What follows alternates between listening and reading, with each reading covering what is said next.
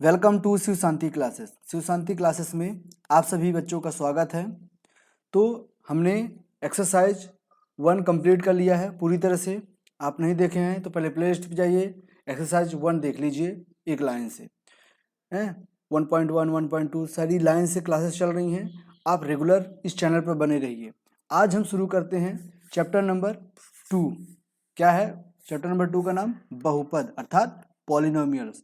इसे भी हम लाइन टू लाइन एक एक पॉइंट, कोई भी चैप्टर कंप्लीट होने के बाद आपके पास कोई भी डाउट नहीं रहेगा।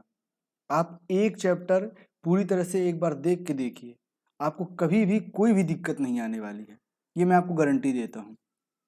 तो सेकंड चैप्टर है पॉलिनोमियल, इसे हम शुरू करते हैं। तो वीडियो को ज़्यादा से ज़्यादा शेयर कर दीजिए और लाइक कर दीजिए, ठीक? तो चलिए शुरू करते हैं। क्लास शुरू करने से पहले थोड़ा सा इन्फॉर्मेशन जिन बच्चों को नहीं पता है बस उनके लिए है। जो बच्चे पता है उनको तो कोई दिक्कत नहीं है।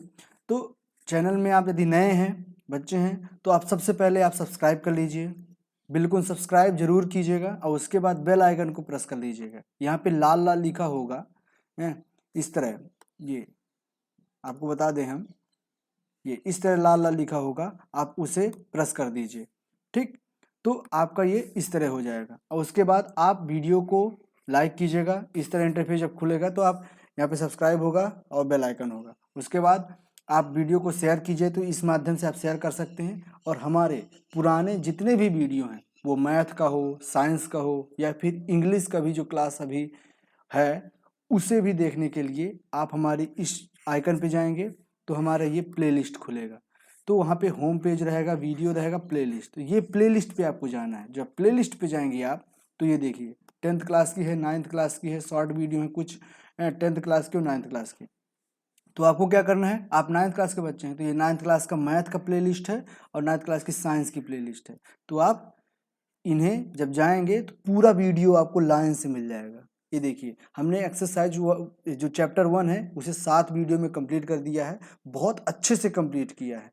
आप एक नंबर से देखना शुरू कीजिए, आपको गारंटी देता हूँ कोई भी डाउट नहीं होगा। और दोनों भाषाओं में है, हिंदी इंग्लिश, और मैंने बुक हिंदी वालों का यूज किया है, ठीक? तो आप बहुत अच्छे से समझ सकते हैं। अब चलते हैं और आप अपने बड़े भाइयों को भी बता दीजिएगा जो 10th क्लास में है, उनकी भी साइंस क्लास की चल रही है और मैथ की। और कुछ समय बाद इंग्लिश की भी क्लास शुरू होगी। यदि आप वीडियो लेट देखेंगे तो आप प्लेलिस्ट पे जाएंगे तो इंग्लिश का भी प्लेलिस्ट आपको दिख जाएगा। तो चलिए चलते हैं क्लास की ओर। बस इतना ही इन्फॉर्मेशन है, उम्मीद है ये सारी चीज़ें आप कर लेंगे। चैनल को सब्सक्राइब जरूर कर लीजिएगा प्लीज, ताकि आपको नोटिफिकेशन मिल जाए। जैसे वीडियो डलेगा तो नोटिफिकेशन आपके पास आ जाएगा। तो हम शुरू करते हैं बहुपद। बहुपद अर्थात पॉलिनोमियल। तो सबसे पहले हम क्या करते हैं, हम ये करते हैं कि आज की क्लास में हमको पढ़ना क्या क्या है, पहले उसका ओवरव्यू देखते हैं, ठीक? उससे क्या पता चलता है कि हमें क्या क्या पढ़ना रहता है ना, वो हमारे पास जब दिमाग में पहले से ही रहता है ना, तो जब वो टॉपिक आता है उसे समझने में बहुत आसानी होती है। तो हम बताते हैं कि आज हमें पढ़ना क्या क्या है, ठीक? तो वो देखिए, तो इसमें कौन कौन से पॉइंट पढ़ने हैं।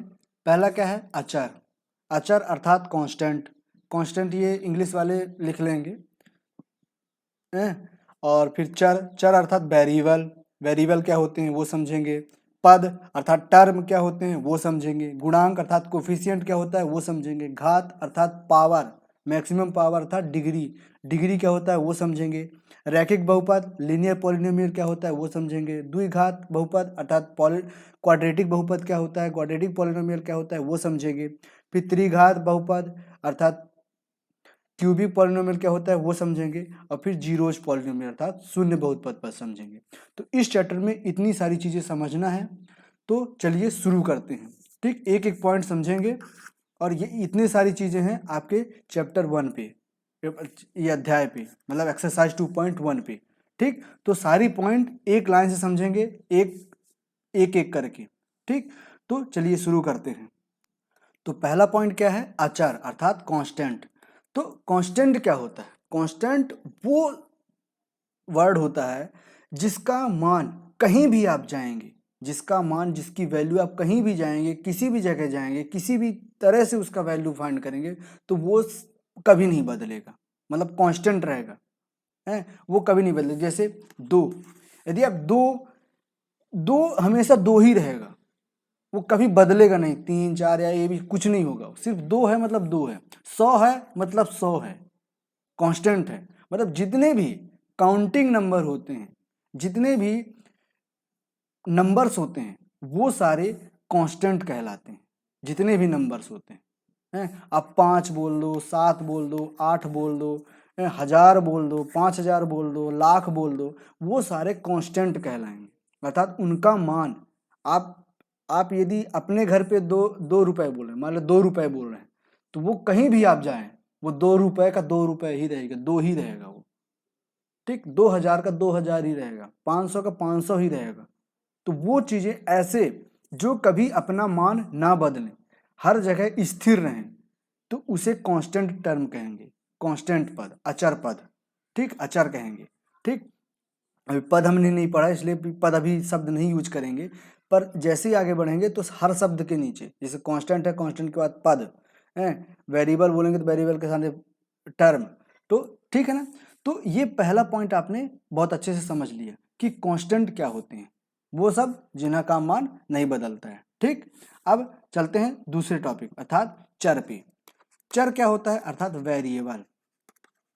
वेरिएबल वेरिएबल अर्थात वो शब्द, वो ऐसे शब्द जिनका मान अलग अलग जगह पे अलग अलग होता है।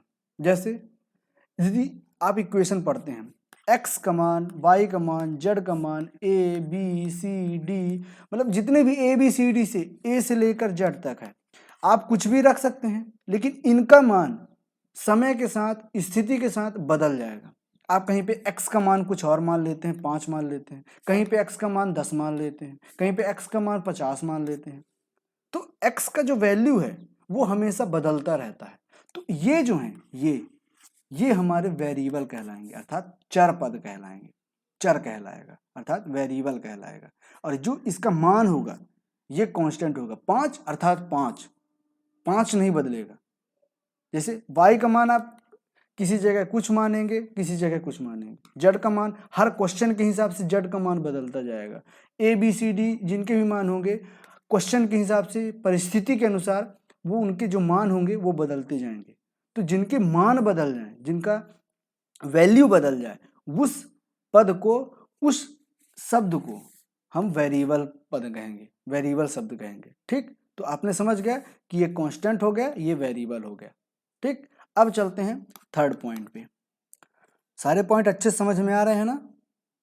ठीक है, तो चलिए थर्ड क्या है? पद। अब यहां पे चलते हैं पद अर्थात टर्म। टर्म्स क्या होते हैं? टर्म्स क्या होते हैं कि जैसे कि आप बोल दीजिए कि एक, अब पहले क्या हमने क्या समझा? कांस्टेंट और वेरिएबल समझा। कांस्टेंट और वेरिएबल ये अलग अलग पढ़ा हमने। अब इन दोनों को मिला दो, इन दोनों को कंबाइन कर दो, इन दोनों को मिला दोगे तो क्या बन जाएगा? एक पद बन जाएगा। हमने कहाँ समझा था? यहाँ पे 1 2 3 4 डैश ये सारी चीजें पढ़ी थी।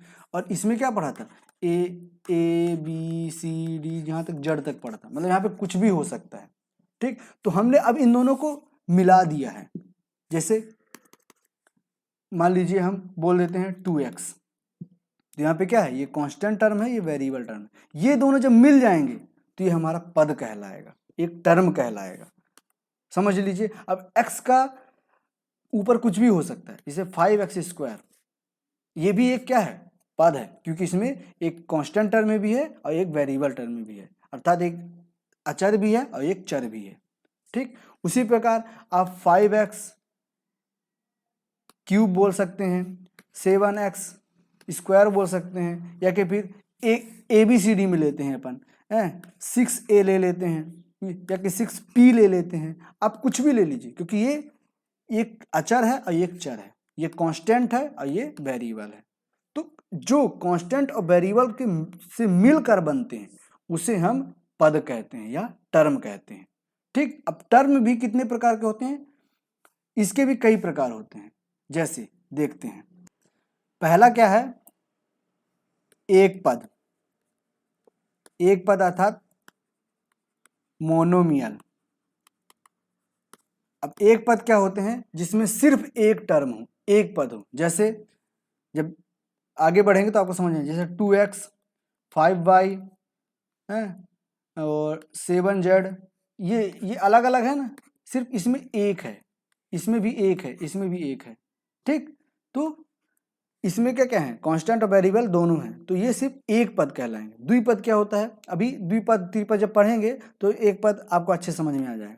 दो पद क्या होता है, दूसरा क्या है द्विपद। द्विपद अर्थात बाइनोमियल।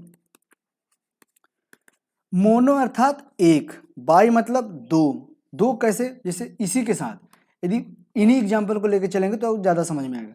2x + 2 कर दो, इसमें दो पद हो गए, एक ये पद एक ये पद, अर्थात इसमें कांस्टेंट और वेरिएबल दोनों हैं और इसमें सिर्फ कांस्टेंट है, तो ये दोनों मिल गए प्लस के साथ, तो ये हमारा बाइनोमियल कहला जाएगा। उसी प्रकार यदि 5y - 3 कर दिए तो क्या हो जाएगा, 5y एक अलग पद है और 3 एक अलग पद है, ये दोनों पद मिल गए, दो पद मिल गए किसके साथ, माइनस के साथ, तो वो बाइनोमियल कहलाएगा। अर्थात दो पद जब प्लस या माइनस के साथ मिल जाते हैं तो उसे दो पद कहते हैं, अर्थात बाइनोमियल कहते हैं। उसी प्रकार त्रिपद में, अब जब दो पद आपको समझ में आएगा, त्रिपद तो आप अपने समझ में आएंगे कि हाँ त्रिपद क्या होता है, अर्थात ट्राइनोमियल, अर्थात जिसमें तीन पद मिल जाएं, तीन पद मिल जाएं। जैसे 2x² + 3x + 4, इसमें तीन पद हैं, 1 2 3, इसमें कांस्टेंट टर्म भी है, वेरिएबल भी है, कांस्टेंट भी है, वेरिएबल, इसमें सिर्फ कांस्टेंट है, तो ये अलग पद है, ये अलग पद है, ये अलग पद है। तीन पद मिल करके जब एक पॉलिनोमियल बनाए, एक बहुपद बनाए, तो हमें त्रिपद कहलाएगा। दो लोग दो मिलके बनाए तो द्विपद कहलाएगा, सिर्फ अकेले रहें, एक एक रहें तो ये एक पद कहलाएगा। उम्मीद है ये तीनों चीजें आपको अच्छे से समझ में आ गई होंगी। इसके कुछ भी एग्जाम्पल हो सकते हैं, यहाँ पे प्लस माइनस कुछ भी लगा सकते हो आप। बस मैंने क्या बोला कि तीन पद, दो पद में क्या बताया था कि कोई दो पद आपस में प्लस या माइनस के साथ जुड़ जाएं तो द्विपद होता है। उसी प्रकार तीन पद आपस में प्लस या माइनस के साथ जब आपस में कंबाइन हो जाते हैं जैसे, तो वो हमारे त्रिपद कहलाते हैं। उम्मीद है आपको बहुत अच्छे से समझ में आ गया होगा। ठीक, अब चलते हैं आगे। आगे क्या है, गुणांक। गुणांक समझते हैं। गुणांक अर्थात कोफिशिएंट। अब कोफिशिएंट क्या होता है वो चीज समझते हैं। जैसे अभी आपने पॉलिनोमियल लिखना तो सीख गए ना, जैसे आपने त्रिपद पॉलिनोमियल लिख देते हैं, 2x² + 4 4x + 5, ये चीज लिखे, तो इसमें से कोफिशिएंट क्या कहलाएगा। कोफिशिएंट अर्थात इसे हम क्या माने थे, ये तो हमारा कांस्टेंट है अर्थात अचर है, ये चीज समझे। ये x क्या है, चर है, 4 क्या है, अचर है, कांस्टेंट है। इसमें से x² क्या है, ये हमारा x² क्या है, हमारा चर है। 2 क्या है, हमारा अचर है। ठीक, तो इसमें से अब कोफिशिएंट क्या कहलाएगा, कोफिशिएंट अर्थात गुणांक, अर्थात जिसमें चर पद के साथ जो हमारा अचर पद लगा होता है उसे हम उस चर पद का कोफिशिएंट कहेंगे। अर्थात इस चर पद का x² जो हमारा चर पद है उसका मतलब x² का जो वेरिएबल है उसके साथ जो कांस्टेंट लगा हुआ है अर्थात 2, ये हमारा कोफिशिएंट कहलाएगा। अर्थात यदि बोला जाए कि x² का कोफिशिएंट क्या होगा, x² का कोफिशिएंट क्या होगा, x² का गुणांक क्या होगा, तो हम कहेंगे 2 होगा, जो x² के साथ लगा हुआ है। ठीक, उसी प्रकार हम कहेंगे x का कोफिशिएंट क्या होगा, x का गुणांक क्या होगा, है तो x का गुणांक क्या होगा, हमारा गुणांक, x का गुणांक क्या हो जाएगा, हमारा 4, जो x के साथ जुड़ा हुआ है। ठीक, तो हम क्या समझे, कोफिशिएंट क्या मतलब क्या होता है, किसी भी वेरिएबल पद का के साथ जो नंबर जुड़ा होता है, जो भी कांस्टेंट पद जुड़ा होता है वो उस वेरिएबल का कोफिशिएंट कहलाएगा।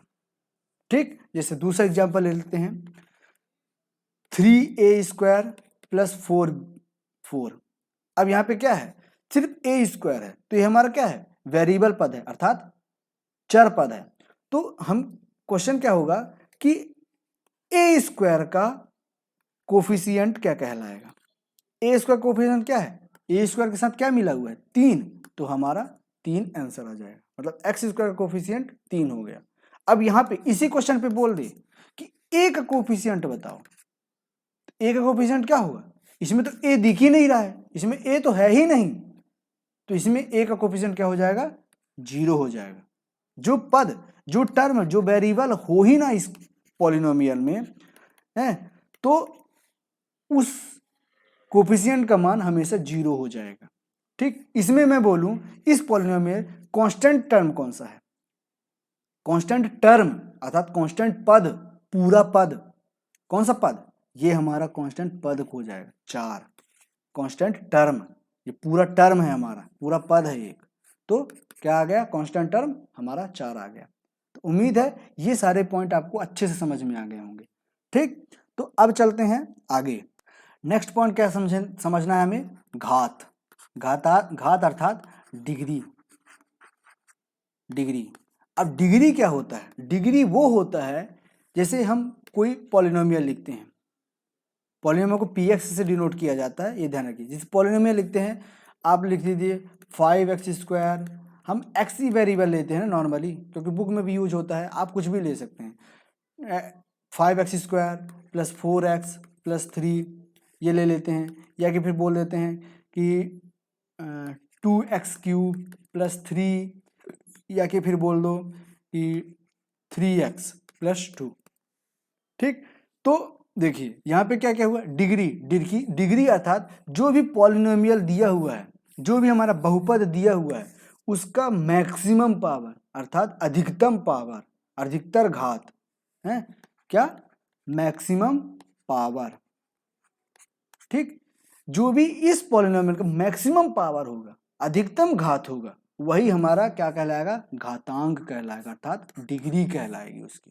तो इस पॉलिनोमियल की अधिकतर पावर कितनी है, पावर अर्थात क्या होता है, जो भी वेरिएबल के साथ ऊपर जुड़ा होता है, घात में जुड़ा होता है, वो हमारा पावर कहलाता है।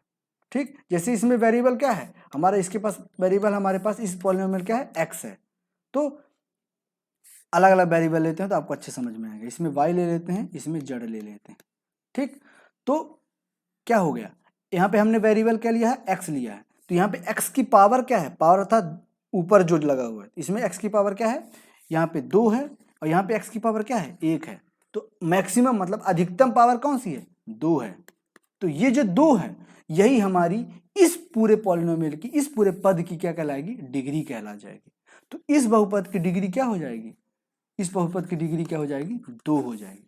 उसी प्रकार इस बहुपद की डिग्री क्या हो जाएगी, क्योंकि इसमें जो वेरिएबल पद है, चर पद है, वो क्या लिया है हमने, y लिया है, तो y की इसमें पावर कितनी है, 3 है, और इधर तो y है नहीं, तो बस मैक्सिमम पावर क्या कहलाएगा, 3 ही कहलाएगा, अर्थात इसकी डिग्री कितनी हो गई, 3, और इसका डिग्री क्या हो जाएगा, 1, क्योंकि जो हमारा चर पद है वो सिर्फ जड़ है, उसके पावर में सिर्फ 1 है और कुछ नहीं है, तो अधिकतम पावर ही 1 कहला गई, अर्थात जो हमारा डिग्री होगा वो 1 आएगा।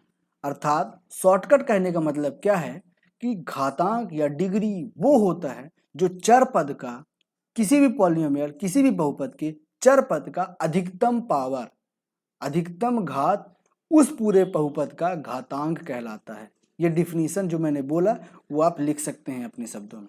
ठीक, तो उम्मीद है ये घातांक भी आपको समझ में आ गया।